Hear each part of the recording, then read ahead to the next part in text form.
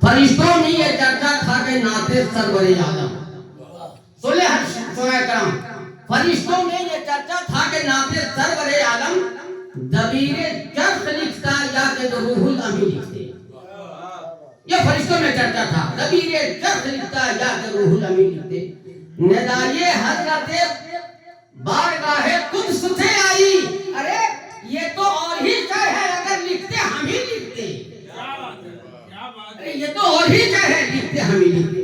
جو جیسا بھی خیال عقیدت پیش کر رہا ہے کرنے دے جا، محبت سے اصلاح کرنا بھی ضروری ہے، کر دیا جا. چلو سخن کی بات ہے، مدینے کی سرزمین ہے.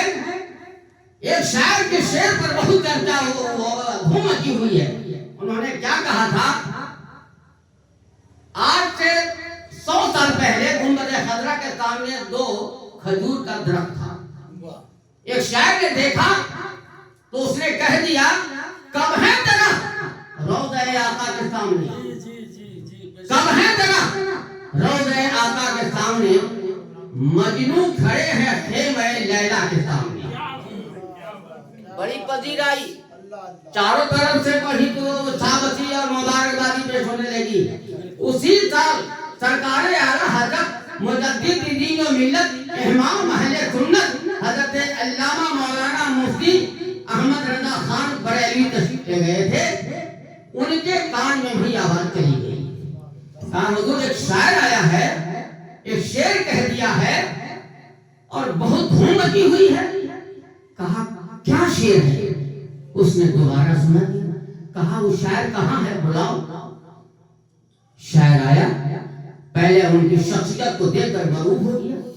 کہا یہ شعر تم نے لکھا ہے؟ کہا ہاں ہم لکھا ہے.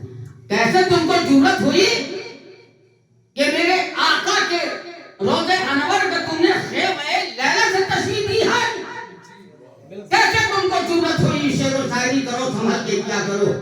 اگلا مصر تو اس نے ہاتھ جوڑ کر کہا سرکار آپ ہی اصلاح فرما دیجیے، ہم سے خطا ہو گئی. کہا کہ اگلا مصرع تو صحیح ہے کہ کب ہے درخت روضہ آقا کے سامنے.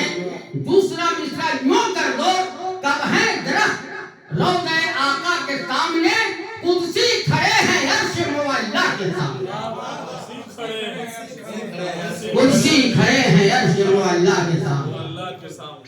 اس لیے محترم حضرات آپ قابل سب مبارکباد ہے. فنی اعتبار اپنی جگہ پر آپ کی حوصلہ افزائی، آپ کے ذوق سخن کی میں داد دیتا ہوں. لیکن یہ بھی ضروری ہے کہ جب شعر و شاعری کا ذوق و شوق ہے تو اہل فن اہل علم سے اس کی اصلاح لے لیا جائے. اس لیے کہ یہ شعر کہاں کہاں پڑھا جائے گا، کہاں کہاں دیکھا جائے گا، تو کہیں نقص ہو جائے تو اچھی بات ہے. اصلاح غلط نہیں ہے، اچھی بات ہے. چلیے درود شریف پڑھ لیجیے تو میں بھی کچھ سناتا ہوں.